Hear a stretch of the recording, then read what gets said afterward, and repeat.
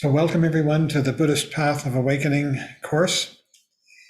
Please forgive my internet delay, big delay between the sound and the picture.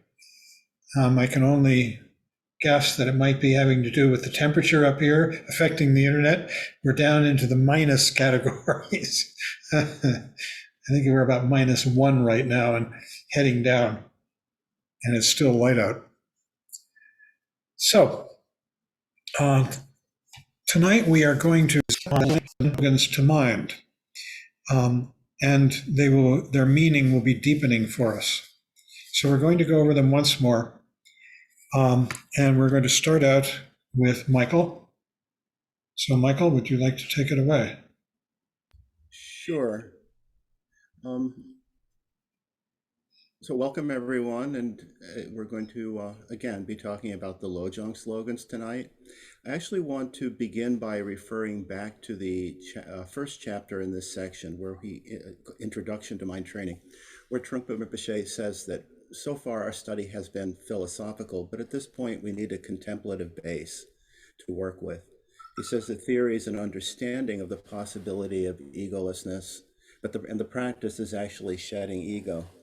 And the other point from this chapter that I think is really helpful in understanding what we're doing tonight and what we'll be doing when we go through all of these chapters on Lojong is he says that Lojong, which literally means mind training, is switching allegiance from your ego to Buddha nature. So in practicing all of these slogans, there's a change of attitude or perspective or view. There's a change in our approach. Basically, we're reversing habitual patterns, which actually in the reading that was distributed by Pema Chodron, she talks about that we're actually with Lojong training reversing our habitual patterns of clinging and rejecting, essentially. Once we get through the preliminary practice, the next set of slogans that we encounter involve training in ultimate bodhicitta. And then following from that, we train in relative bodhicitta. And altogether, as Pema Chodron says, these practices help us develop trust in our awakened heart.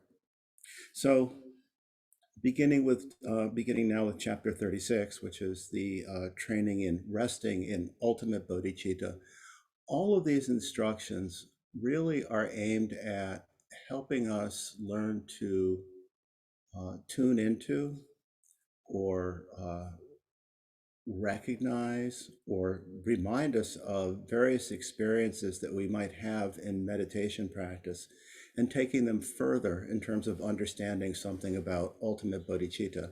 As Trungpa Rinpoche said in the introductory chapter, our practice of Shamatha and Vipassana doesn't change much, but what changes is our attitude, our approach. And he says that the 5 slogans that relate to resting in ultimate bodhicitta are very simple. In a certain way, I guess.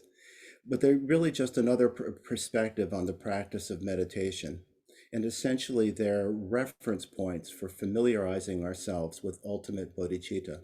So that's what we're going to be doing. That's what we're going to be exploring tonight, how to familiarize ourselves with ultimate bodhicitta. So this is very much a path approach. It's obviously the fruition also is to fully realize and stabilize ultimate bodhicitta. But at this point, we're bidding just to learn how to generate and understand something of what that means. So Trungpa Rinpoche, in the other reading that was handed out, actually says that the 5 slogans are Vipassana meditations that will allow us a glimpse of absolute bodhicitta as we contemplate them from the perspective of the natural state. So in some ways, they're a contemplative practice, as Trungpa Rinpoche said as well in the introductory chapter. But we're doing this contemplation. The reason why it's called a Vipassana meditation is we're doing it from the perspective of settling into present mind and then actually looking at our experience, settling ourselves so that we can actually look at our experience with superior seeing, clear insight, Vipassana.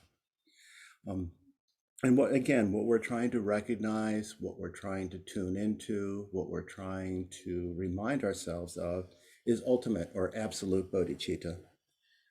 which, as Pema Chodron says, is compassion, openness, and clarity are all one thing. And this one thing is called bodhicitta.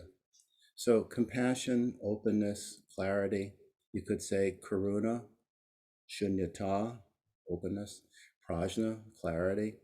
And this is exactly the same definition that we encountered from Trungpa Rinpoche in literally the first chapter of this book, on page 4, where he describes ultimate bodhicitta in terms of prajna, karuna, and shunyata, or emptiness. These 5 slogans, he says, are connected with the paramita of generosity.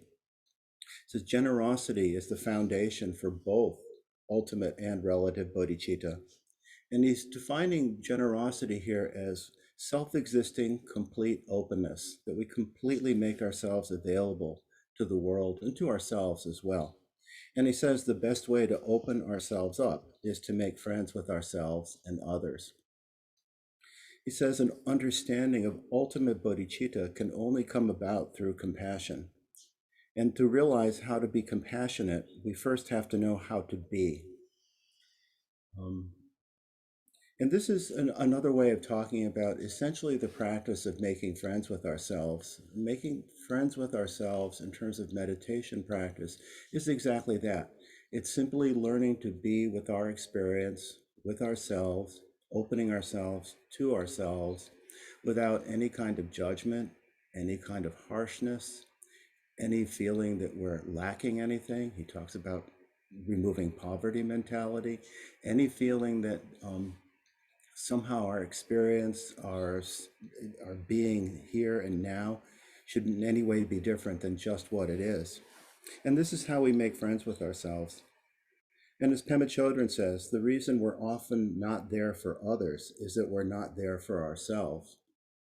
Or, put a different way, when we're able to be with our experience, no matter what it is, just seeing it, to the extent that we can be open with ourselves and available to ourselves, that's the extent to which we can be open and available to others.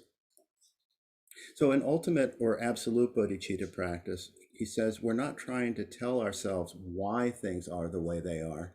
In other words, we're not looking at some kind of analytic or conceptual process exactly, but we're simply coming back to a basic state of existence. It's like coming back to the breath in Shamatha.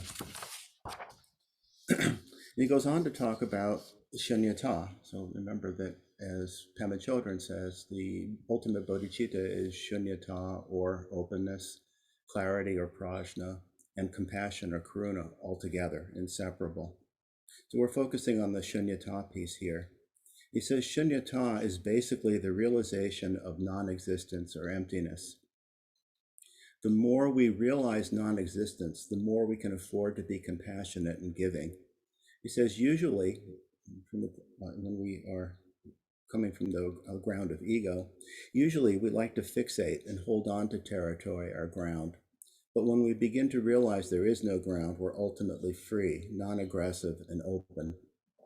And when we realize that we're actually non-existent ourselves, then we can give. And this leads directly, this ability to open up, this ability that comes from having some sense of emptiness, some sense of non-existence of ego.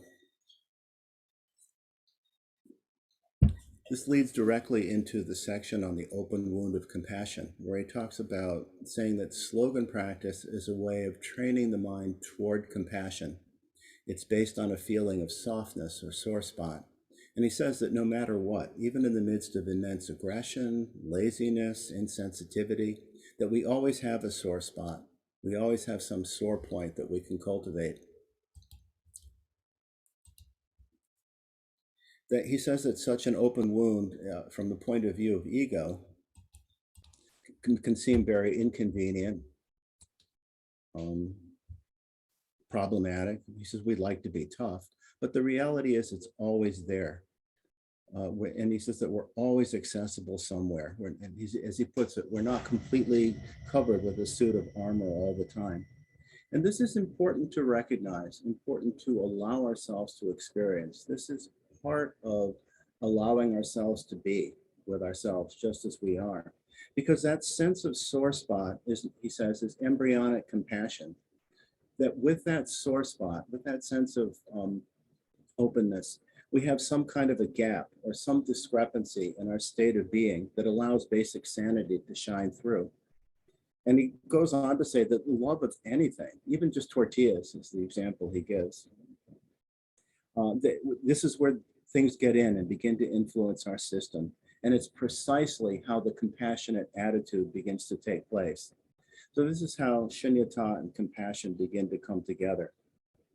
Openness and compassion begin to come together. Generosity and compassion begin to come together. Basically, we have to acknowledge that the world touches us, that there's a vulnerability, and we don't need to create the sore spot. We don't need to create this gap. We just have to be open to it, and we just have to recognize it. And allowing ourselves to experience it is another aspect of friendliness to ourselves.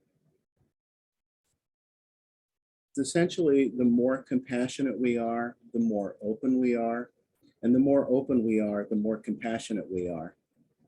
And this is what's, this is because compassion, openness, clarity, karuna, prajna, shunyata are inseparable. So each feeds the other. So with ultimate Bodhichitta slogans, what we're working with is letting go of our fixations, letting go of grasping so that we can experience a mind that is open, flexible, free, and awake. And this creates the space for compassion. So the first ultimate Bodhichitta slogan is regard all dharmas as dreams. And he says that regarding all dharmas as dreams is an expression of compassion and openness. And it begins by saying that because of our training in Shamatha Vipassana, we have some experience that our basic existence as an ego identity is questionable. Or as Tralog Rinpoche says, once we do cling to ego, our fixations escalate, causing our thinking to become more and more distorted, biased, and confounded. And so seeing all dharmas as dreamlike will free us from fixation and open our minds to compassionate responses to all beings. And this is why the ultimate or absolute bodhicitta slogans come before we work with relative bodhicitta, that without some view and experience of the openness, clarity, and the emptiness that comes with a ultimate bodhicitta experience, we cannot generate true compassion. In any case, regarding all dharmas as dreams, we could contemplate this in 2 or 3 different ways, I think. The first is to actually think about our actual dream experience and what we experience in dreams, and especially after dreaming as well. That when we wake up, we find the dreams are ephemeral, shifting, very difficult to grasp, and seem to disappear, from our consciousness. And at the same time, when we're in a dream, it seems very real. However we feel in a dream, whatever we perceive in a dream, whatever we experience in a dream, we take to be real. So dreams have this quality of being both real and unreal at the same time, appearing yet empty. Or as Tralog Rinpoche says, they involve both being and non-being. Pema Chodron says, and this connects also with what Trungpa Rinpoche says, she talks about every situation being a passing memory.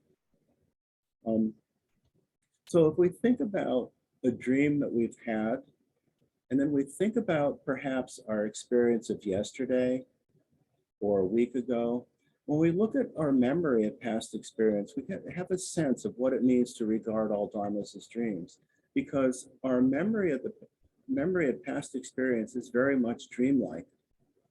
And if we were to think about what we're experiencing right now and contemplate the fact that tomorrow this will seem like a dream, we can begin to get a sense of this ephemeral, real but not real experience that regarding all dharmas as dreams can evoke for us.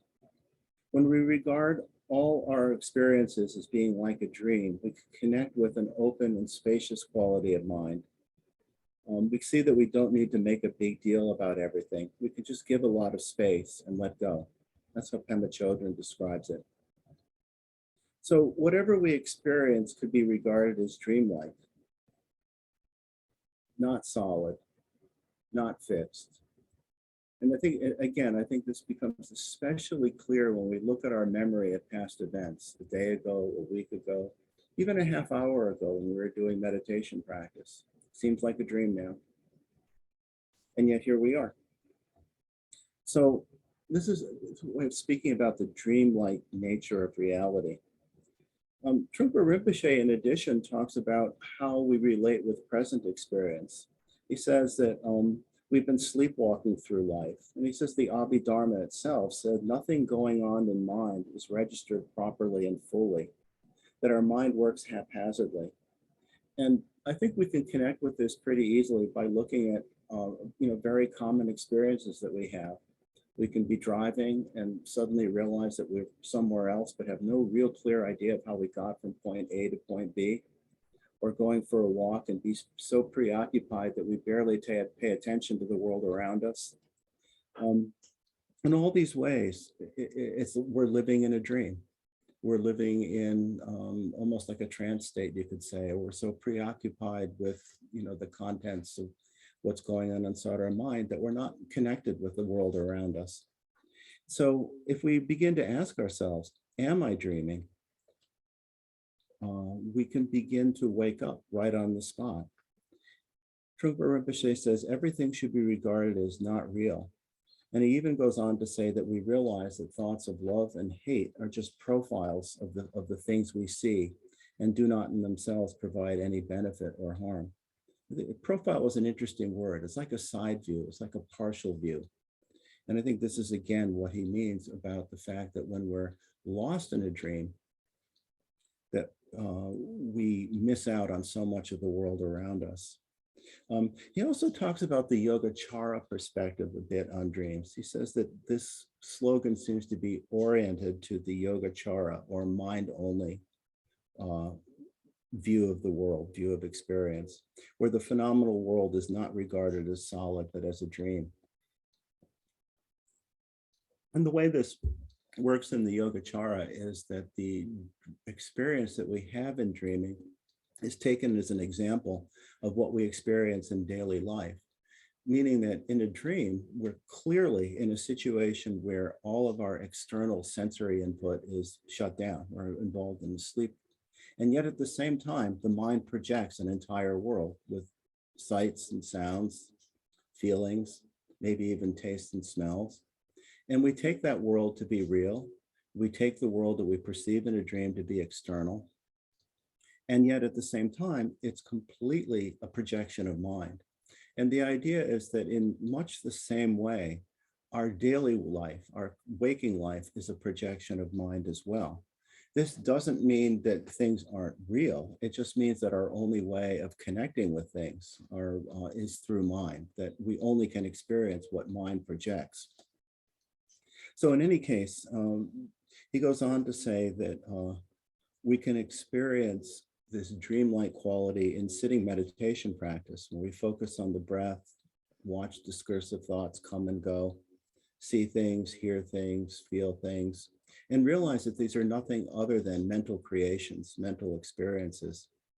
And he says then, if we can do that, that we can see that our hate for an enemy, our love for friends, our attitude towards money, wealth, food, are all discursive thoughts, that what we perceive is a product of mind, and that which we use as our sense channels, as our sense organs as channels for sense perceptions. So if we can recognize all dharmas as dreams in any of these ways, either that the world we experience is a projection of mind, or just touch in on the experience of the dreamlike quality of the insubstantiality, the ephemeral nature of things, which I think is, again, especially clear when we look at past events and how we remember things that we experience, or contemplate how tomorrow will be, this will be tomorrow's dream in memory, what Pema Chödrön called passing memory. If we're able to do that, as Pema says, we could allow a mental gap to open and wonder. We could just ask, am I dreaming themselves? That dreaming is as convincing as waking reality. we could begin to contemplate the fact that perhaps things are not as solid or reliable as they seem. So again, regarding dharmas as dreams means that, although you might think things are very solid, the way you perceive them is soft and dreamlike. You realize, as Trungpa Rinpoche says, that whatever we experience in life, pain, pleasure, hot, cold, happiness, grossness, refinement, sophistication, crudeness, or whatever, are just memories. Tralog Rinpoche, in addition, talks about the dreamlike nature that we can recognize through the recognition of interdependence. He says that emptiness says that phenomena are like a dream because they arise and dissipate based on causes and conditions and have no essential nature of their own. And the usual example or frequent example that's given for this in the teachings is a rainbow, which comes together because of certain conditions of sun and moisture in the atmosphere and angle of the sunlight and so on, but has no real existence of its own. It only comes together with causes and conditions. And in the same way, like a dream, like last night's dream, dissipates, dissolves, is impermanent once causes and conditions have changed. So in the end of this section on regarding all dharmas as dreams, Trungpa Rinpoche says everything is shifty. Pema Chodron, saying much the same thing, says we all know this feeling of how we make things a big deal and then realize we're making something out of nothing. So we're taught to regard everything as a dream because what we perceive is in a state of flux. And the moment we try to seize the moment, it's gone, it's ungraspable. So things have a dreamlike quality. And again, Tralog Rinpoche says, when we awaken to this ever-present reality, then the world is not a dream. When the world is seen apart from Buddha nature, it is illusory, dreamlike. But when it's seen as an aspect of Buddha nature, it's quite pure. So regarding all dharmas as dreams is a way of letting go of our fixation on external appearances, on our thoughts, on everything we experience, everything that we encounter, not taking it as so solid, permanent, as we often do in a conventional, habitual way. So then we have the next slogan, examine the nature of unborn awareness. And as Trungpa Rinpoche says, because we could get caught up in fascinations of regarding all dharmas as dreams, and in so doing, perpetuate unnecessary visions and fantasies, it's important to contemplate the nature of unborn insight or unborn awareness. And Tralog Rinpoche says that here, we analyze the insubstantiality of mind itself. So we could actually do this right now. If people take a good posture, as we do in meditation practice, straight back, upright, relaxed, and just take a moment to let go of the past, the most immediate past being our discussion of regarding all dharmas as dreams. And just be here for a moment, just settle into present awareness. Take a deep breath. And as we breathe out, simply rest in the awareness that's always here. It's already here.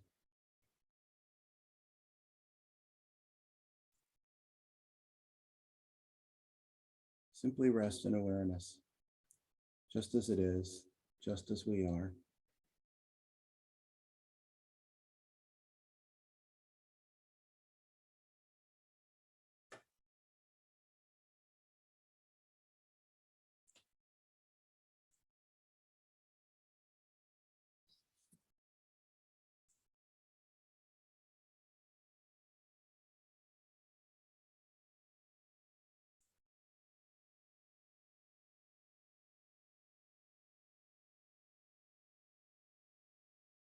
And when we're completely present, here and now, with nothing further to look forward to think about, just look at awareness itself. Where does this awareness come from? Does the awareness have a root or a cause? Does it come from something else?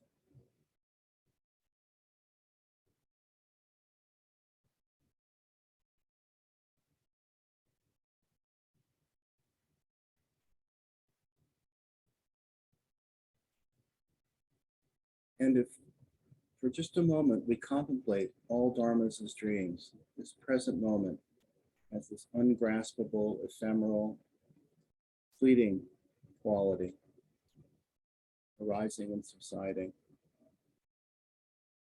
What is it that perceives dharmas as dreams? Our present experience is dreamlike.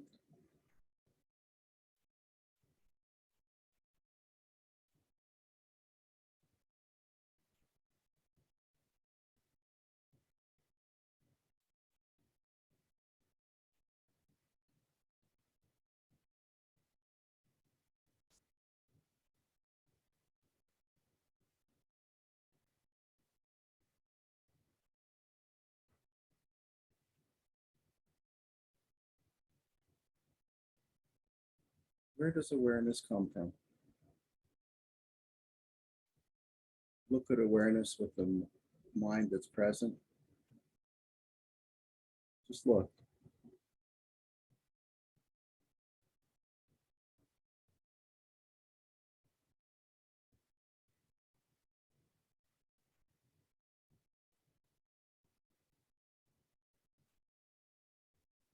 So, well, we have to continue. But if we look, what we see is that awareness is always present. It's there. It's who we are. It doesn't seem to have a root or a cause. It's not born from something else. And this is why Trungpa Rinpoche says, this is the reason why mind is known as unborn. It's because we have no idea of its history, he says. We have no idea where this mind, our crazy mind, began. And he goes on to say, as we look at it, as we look at mind, as we look at awareness itself, that it has no shape, no color, nothing we can pin down that exactly is awareness, no characteristics. And yet it's there. We experience it all the time. Pema Chodron says this absolute quality of bodhicitta cannot be pinned down. Tralog Rinpoche says that unborn awareness is absolute bodhicitta. It's not a thought. It's not a concept. It's not a sensation. It's not an experience. To say it's experiential rather than a thought or concept, he says, is a step in the right direction, but it's not an experience either, because experiences come and go. But there is a vast, open, clear spaciousness that does not come and go, that does not have a beginning, middle, or end, which is unborn. And this unborn awareness, this vast spaciousness and luminous clarity is our innate wisdom mind. So again, Trungpa Rinpoche says, when we look at our mind beyond the perceptual level alone, which he says we can only pretend to do, we find that there's nothing there, nothing we can pin down, nothing we can grasp. And we realize there's nothing to hold on to. And we experience this all the time in meditation. We watch thoughts come and go, arise and vanish. So we come to realize that mind is unborn. It has no origin. Our mind in the sense of our fundamental awareness, this innate wisdom mind. And at the same time, it's insightful because we can perceive things, we can know things. So he says, Trungpa Rinpoche says, we should contemplate these things by looking into who is actually perceiving dharmas as dreams. He says, in mindfulness practice, we're mindful of something, the breath, the atmosphere, ourselves. But if you look at why you're mindful, beyond what you're mindful of, you begin to find that there is no root. Again, nothing we can grasp, nothing that mind seems to arise from. It just is. Awareness is. If you look further, he says, again, mind has no color or shape. He says, in a way, our mind is somewhat blank. There's nothing to it. And yet at the same time, we perceive things. We have insight. We look at and this is what we do in examining our unborn awareness. We just look at our mind, just basic, simple mind, the thinking process that exists in us. Just look and see that. And he says, this is an important point, that this type of contemplation does not mean analyzing or dividing things into sections. It's just viewing things as they are in the ordinary sense, which is purely recognizing, settling into. And he goes on to say, when you sit, your mind fluctuates constantly. Just look at that. So in the end, we realize that insight or awareness is unborn because we have not manufactured it. Insight is crystal clear and nobody has made it up. He goes on to say that unborn insight, unborn awareness is pure consciousness with no defilements, no anger. He says it has an element of Buddha nature because it's so pure, so basic, and so ordinary, which is exactly what Tralog Rinpoche said. Realizing the nature of unborn insight, realizing the nature of unborn awareness, he says, is the first discovery of the natural virtue of the Alaya. So then we come to the fourth slogan, self-liberate even the antidote. And basically the antidote that's referred to in this slogan is the realization of emptiness. It's that the groundless, ungraspable, unfindable nature of things. When we realize that discursive thoughts have no origin, realizing that discursive thoughts have no origin is an antidote or helpful suggestion because it helps us let go of our fixations.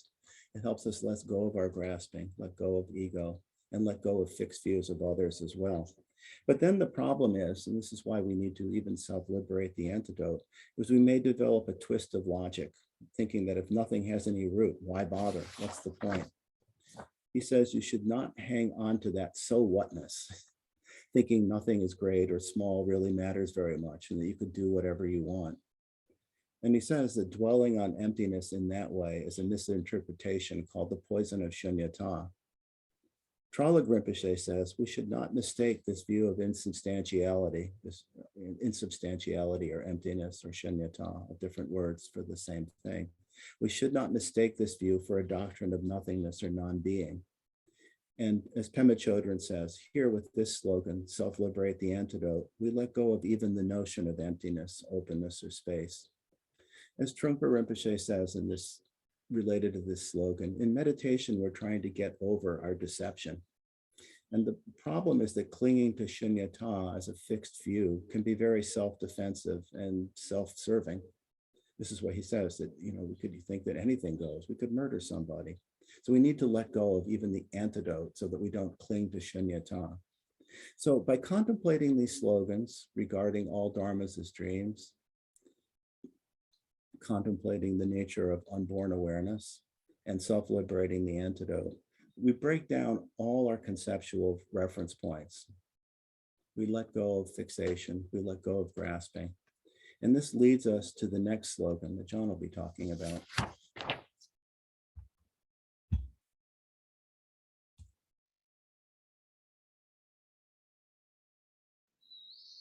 Thank you, Michael. Let's start out again by doing what Michael had us do, which is to simply take a good posture and bring your awareness right here into this present moment, this clarity in which anything and everything can be arising, visual objects, these words, the sounds, thoughts come and go. And you rest here, right now, in this clarity. This is the simple awareness that is always with us. We get distracted from time to time, lost in thought. That thought is always anxious in one way or another. It could even be doubt. Sometimes it's memory. As the Vidyadhara Chögyam Trungpa said earlier, he talked about memory coming up. Memories of events in the past full of emotion, desire, anger, jealousy, whatever it might be. And these dreams, these memories sweep us away, just as at night when we get lost in dream. And then they fade or dissipate, and here we are again, in this simple clarity, aware of whatever is going on in this present moment, now, here. So you can relax if you weren't already. And these are the two modalities that we have. Really, it's the ability to become clear, awake, here, now, simple, it's effortless. And then there is dream, as Michael has been talking about so much. The dream that we get lost in, the dreams, the comments, the stories that we tell ourselves, the comments about our past experience, or what our dreams about what our future might hold. And in going into those dreams, we cease to be here fully, because now we're living in the dream to some degree, making plans for the future, analyzing our past, what we should have done, what we could have done, what we would have liked to have done. Then those dreams fade, they dissipate, either suddenly or gradually, and suddenly we're back here again in this clarity. This clarity has many names, but here in the fourth slogan, he's saying rest in the nature of Alaya, the essence. And that is this clarity. I sent out a little essay that we worked on here a couple of days ago, and it described the two different versions of the Alaya. One is samsaric, confused. That's the Alaya consciousness, the Alaya vijnana. But here, when we say rest in the nature of Alaya, we're talking about the other Alaya, the absolute Alaya, the Alaya that is part and parcel of absolute awakened mind. Bodhichitta is awakened mind. And this is what we rest in every time we come back here into this present moment and let go the dreams, the thoughts about whatever it might be, the stories. So the Vidyadhara says this slogan is about transcending the first seven consciousness and resting in the eighth, the Alaya. Well, that is samsaric. And actually, you can rest in that. Another teacher that I've been working with for many years, Khenpo Namdrol, says that the Alaya Vijnana, which is still samsaric, is this vague sense of I, right? It's where we store all our memories of our past and all the things that have happened to us and all the feelings that we've had about those things. And we have this vague sense of me-ness from where all those memories reside. And when we begin to meditate and we come back from conscious dreaming into a kind of a dull awareness, we're really resting in that Alaya Vijnana. And he said, Khenpo Namdrol, that's okay. You're still in samsaric mind, but it leads to the clarity of the real Alaya, the ultimate Alaya, the Alaya that is Bodhichitta. And you can't really judge yourself which one you're in. You just rest in clarity, and it sorts itself out. That clarity becomes clearer and clearer. So resting in the follow your discursive thoughts, but you try to follow fixed logic, discursive thoughts, beyond checking back yourself to that resting place. Resting place is this clarity that it's something we can continually come to, the pull, the seduction that inform our dreams. It's to me, and I'm going to do that to them, and blah, blah, blah, time, and it'll be wonderful. And you've gone off into it that is being recommended to us here, that we're being enjoined to practice, is simply to come back to this clarity that is here all the time. It never leaves. As it says in the second slogan, it's beginningless, it's endless, because it's always here. You can't find the beginning or end to it because it has never not been here in our experience. It underlies everything. These memories, these dreams that we get lost in, overlay it, and then they're gone, and there it is again. It's revealed again. They're just like clouds going across the sky and covering the sky, and then they're gone, and the sky is there again. That sky is the clarity of the Alaya. Resting in that consciousness, he says, a resting place, it could be called primitive shamatha. And that's because every time we come back to this, it's a rest, a tremendous rest. And that's what shamatha means. Shamatha literally means resting in peace, abiding in peace. And when we come back to this clarity, that's one aspect of it, that it's so peaceful. The basic Alaya has no bias. It is neutral. It's neither male nor female. It's not for or against. It takes no sides. It's just clear. He sort of calls it, it's Sugata Garbha, which is sort of Alaya taken to its furthest extent. Sugata Garbha means essence, and Sugata means gone to bliss. So it's the body of the one who has gone to bliss. It's another epithet for the Buddha, for an enlightened being, one who has gone to bliss, a Sugata Garbha. And when we perfect the ability to rest in this clarity, this awareness, we become Sugata Garbha.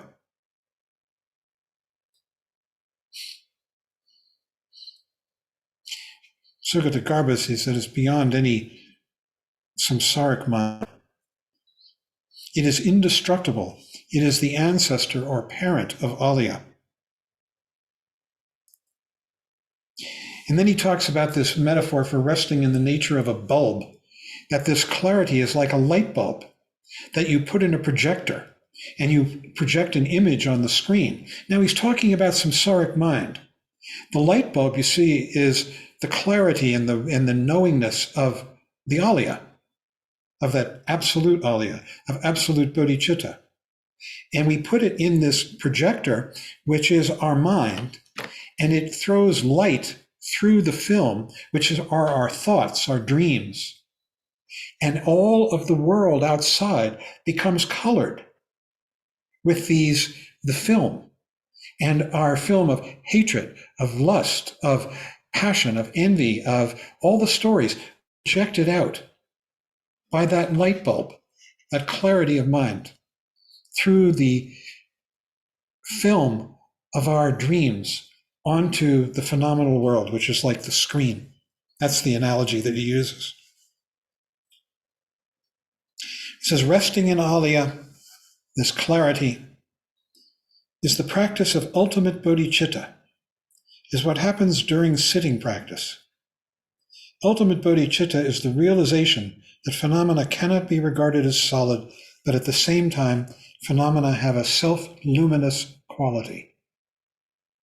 Now, this is also, so there are two things happening here.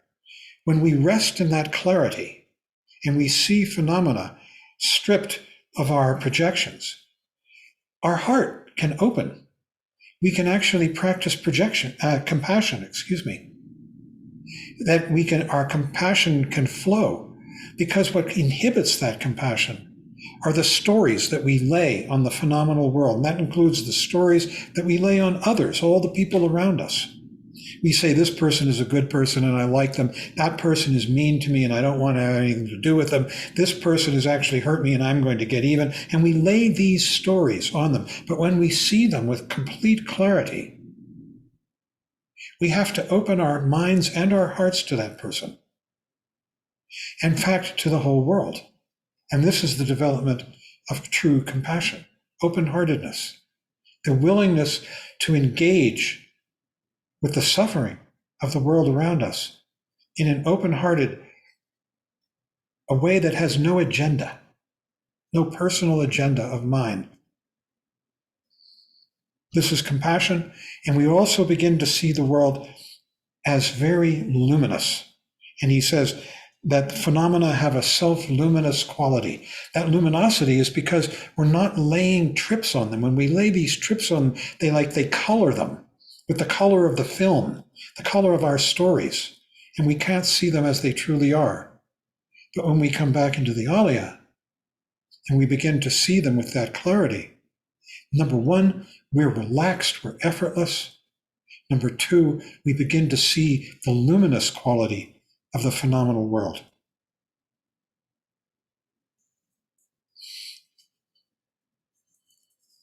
So he says, resting your mind in Alaya produces absolute bodhicitta, absolute awakened mind, constantly. And he says, by resting your mind in the Alaya consciousness, in clear and non-discriminating mind, now he's sort of mixing the two here, you are trying to free yourself from the confused mind, the 7 or even the 8 consciousnesses. He says, even in ordinary situations, it means just every day, you could rest in that quality of basic existence, or alaya.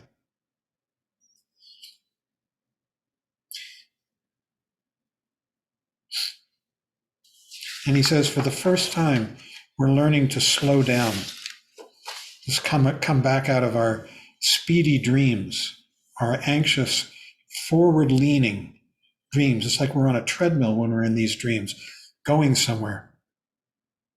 Even when you're dreaming about the past, you're really moving into the future. There was a famous psychoanalyst, Fritz Perls, whom some of you may know. He invented Gestalt therapy. And he said that all dreams about the past are really dreams about the future. Because when we consider the past, we're thinking about it in terms of what we want for the future. So there's this remove. We're not quite here. Someone might even call your name and you wouldn't hear them if you're really absorbed in these dreams. Resting in the alaya is coming back to a state of mind where you would hear them. He says, with the third slogan, examine the nature of unborn awareness, which Michael talked about. You look at your mind and trace back where your perceptions are coming from. With the fifth slogan, rest in the nature of alaya, the essence. Instead of getting caught up in your visual and auditory perceptions, you come back home, to home sweet home, which is your alaya. It's your home sweet home. Isn't that amazing? It's our clarity. It's our clarity of mind. And in it, we have true appreciation for this world as it really is, instead of distorted through our own idiosyncratic stories, our memories, as he calls them.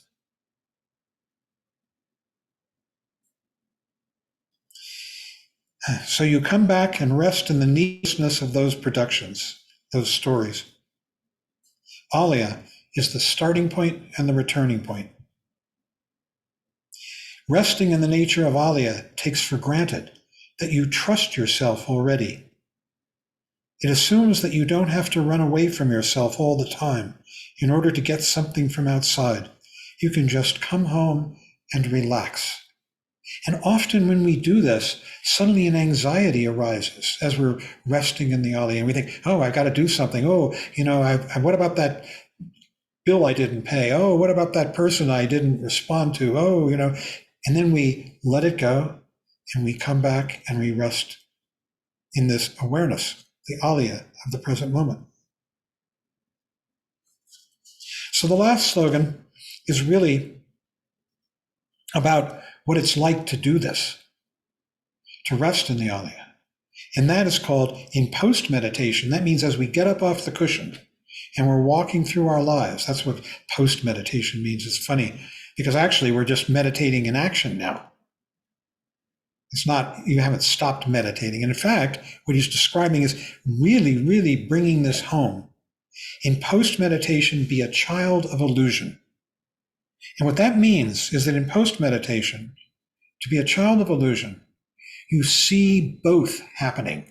You see the clarity and you see the arising of the thoughts, the dreams that take us away. And you don't reject those dreams, you see them. And in seeing them, they dissipate, they evaporate.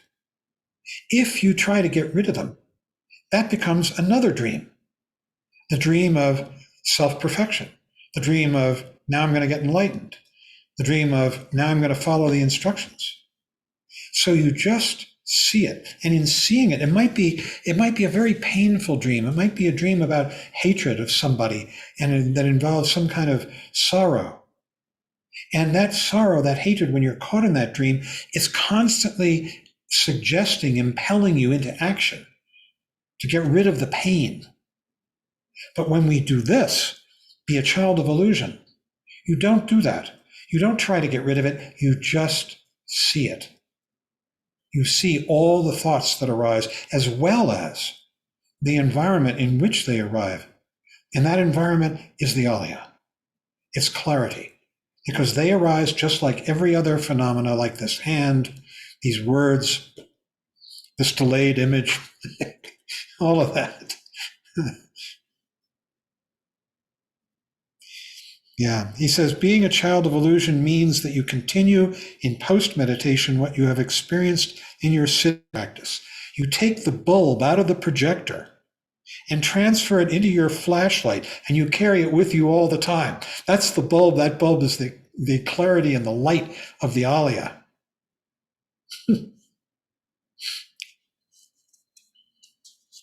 He says, illusion does not mean error or being fooled. It means you realize that you do not have to solidify phenomena into stories, into these memories. But you can continue your practice. If things become heavy and solid, you can flash mindfulness and awareness into them. Mindfulness and awareness of what? Of everything, including the Alaya itself, that clarity, which constantly illuminates everything that arises in the present moment. The Alaya only lives in the present moment. That clarity of mind only lives now.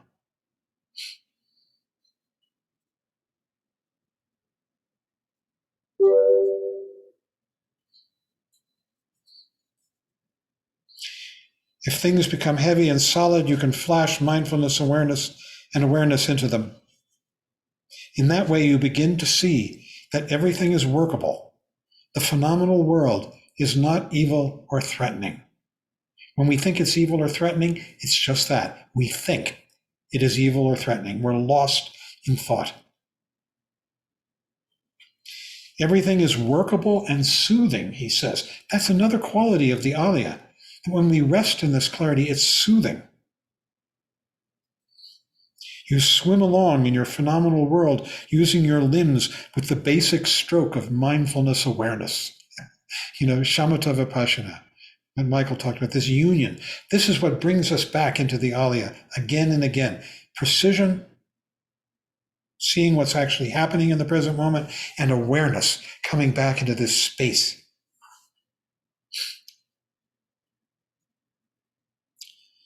Yeah. He says, talking about these dreams, these perceptions, a creation of your own preconceptions, he calls them.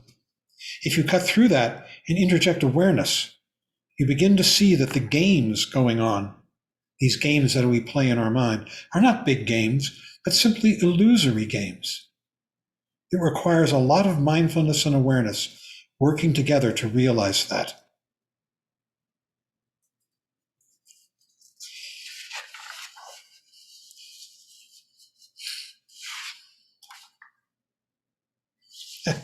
He says, the point, once again, is to treat yourself better. That's really what resting in the Alaya is. We're treating ourselves so much better. If you want to take a vacation from your practice, meaning sitting on the cushion, you can do so and still remain a child of illusion. Things just keep beeping at you all the time. That means that we keep seeing our thoughts and the projections that we lay on the world, they beep at us. Finally, being a child of illusion is being willing to realize the simplicity of the phenomenal play. That means the arising and passing of all of this, these pictures on our computer screen, these sounds. This is the phenomenal play. And being a child of illusion is being willing to realize the simplicity of that and to use that simplicity as part of your awareness and mindfulness practice. More than part, it's really the core of it. So we're being enjoined again and again to come back to this clear, simple awareness. And it might, for neurotic mind, it might make neurotic mind very scared, nervous. It says, where's my ground? What am I doing? Where am I going? Where have I been? That's what neurotic mind says. But when you come back into this simple, clear awareness completely, there is no neurotic mind. It evaporates. It dissipates, like it goes into the clouds. It's just gone. So we can have a discussion.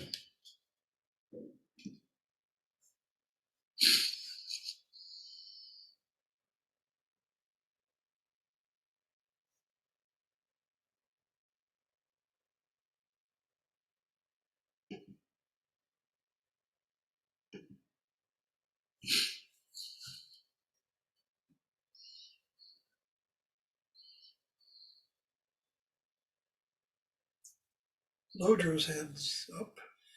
Okay, and then Randy. Lojong. That was so beautiful. Thank you so much. My question actually regards the first Lojong slogan, before 2 to 5, training the preliminaries.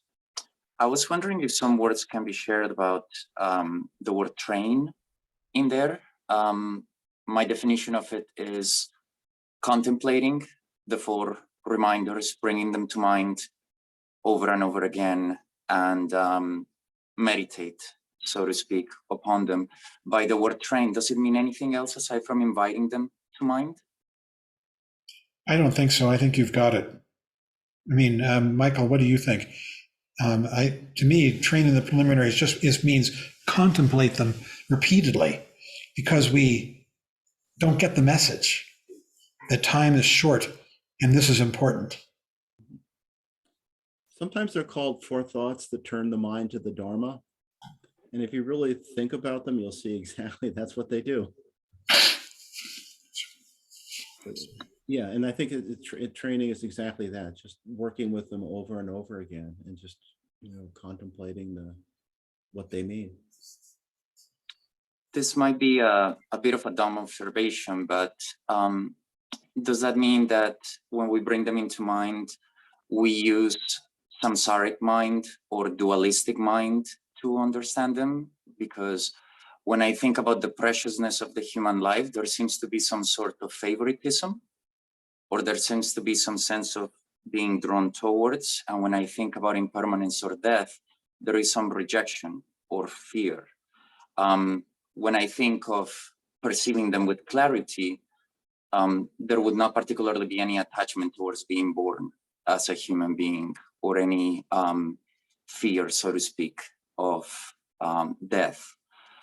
I'm not sure if that makes entire sense, but I think that samsaric mind is the one that picks and chooses that this is something good or that samsara is bad. Does that mean that one cultivates dualistic mind in order to train in the preliminaries? There are, this is not a meditation. This is a contemplation, and that's a different practice. As are studying the slogans, they are contemplations, as opposed to meditating. Meditating is very important. And the meditation of the Lojong practice is both Shamatha Vipassana, but it's also Tonglen. Is that right? They call Tonglen the meditation? But these are contemplations. So yes, you can get caught up in the values that they imply. And the value is life is short and fleeting, unpredictable. Death is real, comes without warning. Better get on with it. You've got a rare opportunity. And we waste so much time. So basically, it's enjoining us one way or another to consider how important Dharma practice is, how unlikable, you might say unwanted, is the alternative, and the imperative that we ought to be practicing. It's trying to light a fire under our bottoms. I really like that answer. Thank you so much.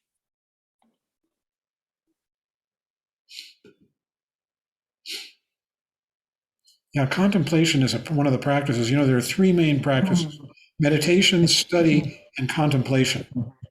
And meditation is the experiential side, study is purely intellectual, contemplation is bringing the two together.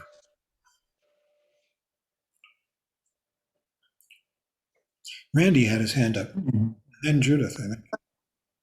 Thank you, John. Thank you, Michael. That was really quite powerful. I had a question about the word child. Why specifically that word, not warrior, for instance, or something? Is it because they're trying to emphasize the simplicity and the playfulness, and perhaps even the non-judgmentalness of being a child?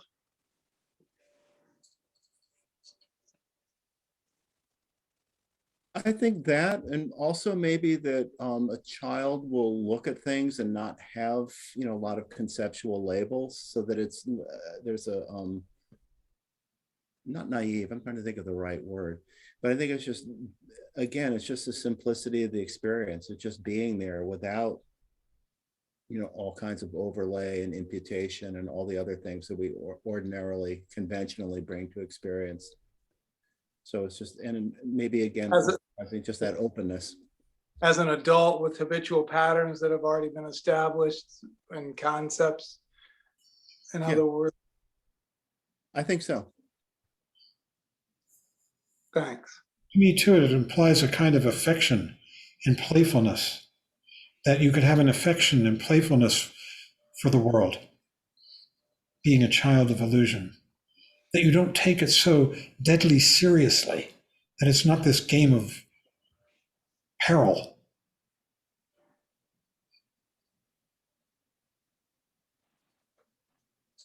It has a real feeling of kindness to it, don't you think? Be a child of illusion. Yeah. Karuna or well, just softness. Yeah. Yeah. That's good. I think for me, it works. Thank you. Okay. Tony is gesticulating wildly. Okay. No, Judy. thank you very much this evening, John. My question is everything, is it empirical? Is everything empirical? I mean, in terms of, is about our experience in this life. The reason it interests me, there's a concept that Carl Jung has about collective unconscious, and in that it's something that's interested me for some time, that a segment of our deepest unconscious mind is genetically inherited. I'm wondering, I don't think it's sort of too far off the track. As a Buddhist scholar, John, could you speak to a little bit to if there is any sense of, some of our things being genetically inherited, our concepts, our ideas, what is in our mind? Well, I'd like Michael's and anybody else's, Barry's input too, but absolutely. I mean, the whole idea of rebirth and that we inherit a lot from our past lives, you could call that a genetic inheritance of all the things, there's a saying that whatever, when you experience your karma coming to fruition, karma, means that you are caught up in stories and you're living them out. Stories that you've told yourself, that you've developed, one kind of story or another. Some of them are fragmentary, some of them are more coherent, and that these stories can come all the way from many, many lives back. And what they say is that what comes to fruition is not the most immediate karma, immediate habits and experiences. It's the weightiest. I'm quoting a teacher, again, Kempo Namdrol. It's the weightiest, meaning you might have committed a murder 5 lives back and it's just catching up with you now, because you've burned up a lot of other stuff. Who knows? But anyhow, this is a kind of genetic inheritance, I think. Thank you, John. Thank you. And we experience it in the middle of this life too, don't we? I mean, you've got things that happened to you when you were a child that are still playing out in your mind today. That's a kind of genetic inheritance. And I would add that that Alaya Vijnana, the storehouse for karma, karmic tendencies, predilections, that Jung's idea about archetypes and how that shapes our experience in an unconscious way is very much like the notion of, these habitual tendencies that are in the, the eighth consciousness, unconscious. Yeah, it's really terrific. I mean, the way modern thinkers basically capture things that happened 1,000 or 2,000 years ago. I mean, Jung's idea of the collective unconscious, it's basically another way of stating the Buddhist idea that we all have different karmic pools that we're part of. So we have our individual karma, we have the karma of our families that we're from, or the karma of our friends and relatives, the karma of our towns that we live in, the karma of the nation, and the karma of the whole planet. And all of these karmas are interpenetrating and connecting. And we're participating in all of them. And this is straight Buddhism. And it all begins at breakfast. Yeah.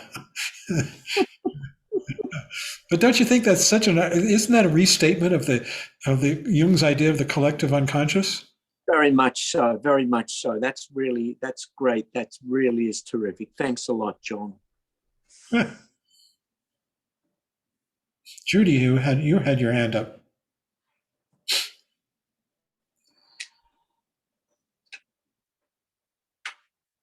Okay. I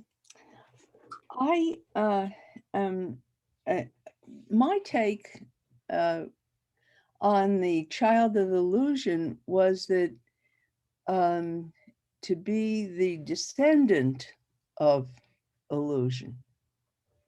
You know, a child is the product of a parent. An illusion, I was thinking, was the parent, and we're descended from that. He's urging us to be, you know, born from that.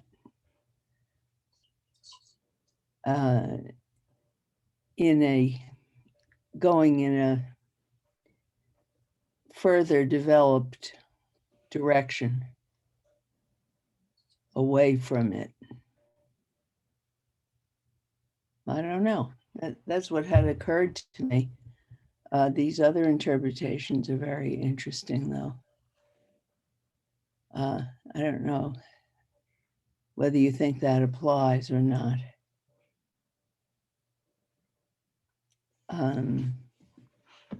But I have other questions as well.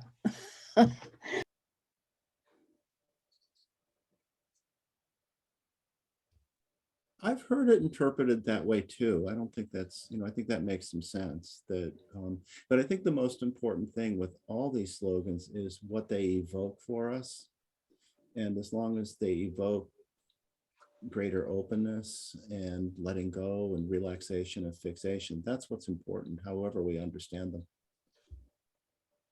In other words, that they allow us to access something of our fundamental awareness, our absolute bodhicitta.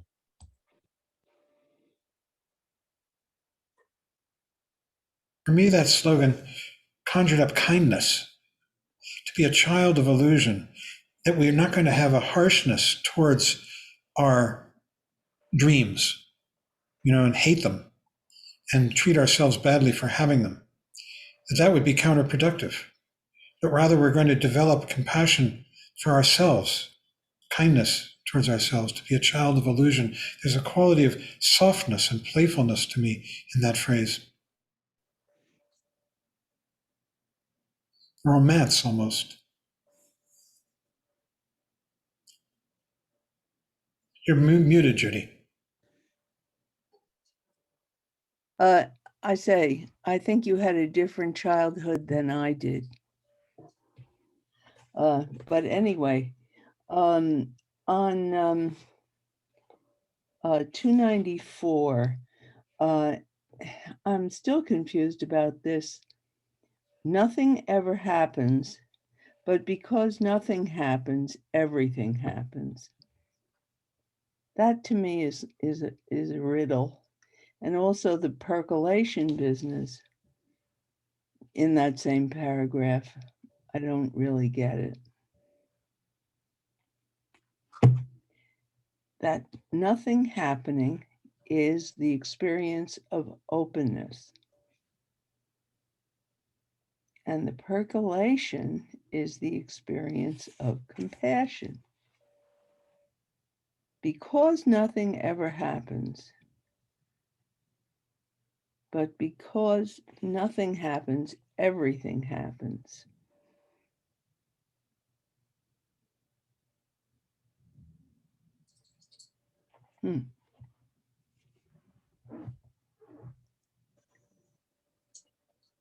I'd love to understand that.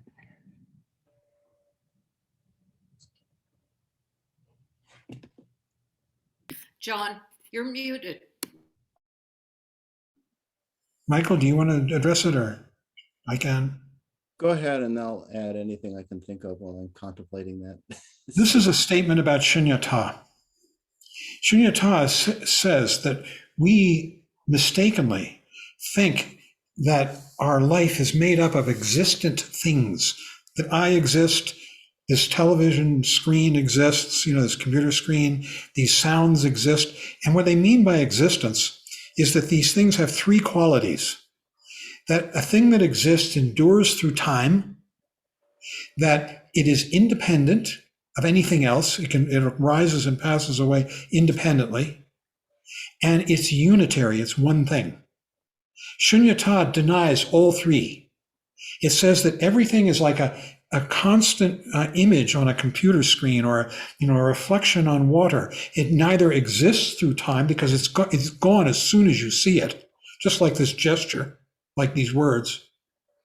It's not unitary, because it's made up of tons of parts and part of everything else, and it's not independent, because it's part of this matrix of experience in which we live.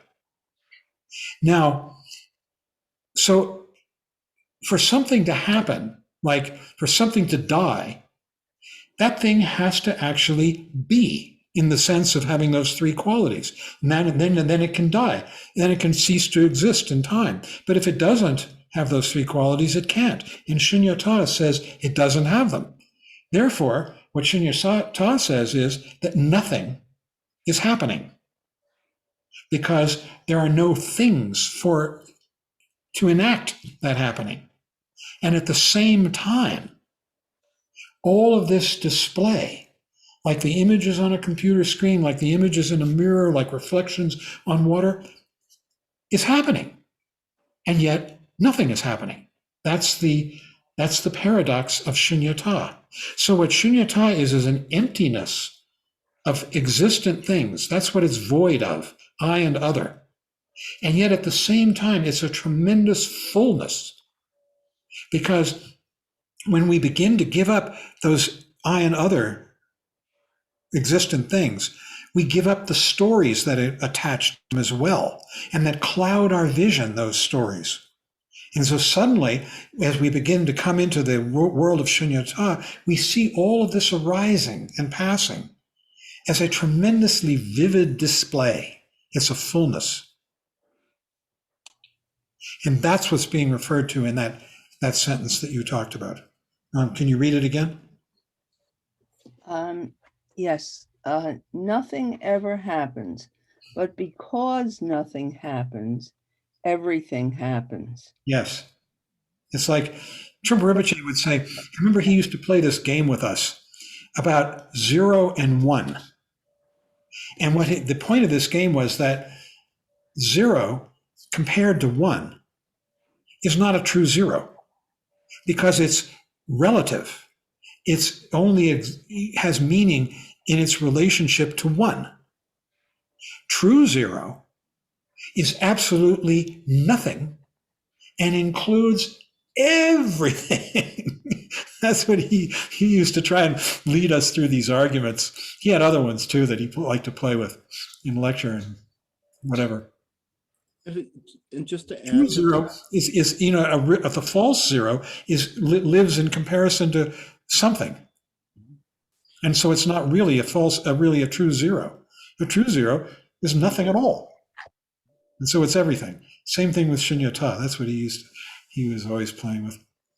and it's because nothing really exists that things can come into being. It's like if we listen to music, it's because a note arises and subsides, and then you have another note, that we have a piece of music. If it was permanent and existed in that way, then there would just be, one droning sound. And it's not that way, because it doesn't exist. So because it doesn't exist, everything exists. Mm. Wow. There's a slogan that often I heard at tantric teachings. It says, things do not exist, and yet they arise. They arise, and yet they don't exist. We would chant that together. Things do not exist, and yet they arise. They arise, and yet they don't exist. This is like a description of what we're living in the middle of.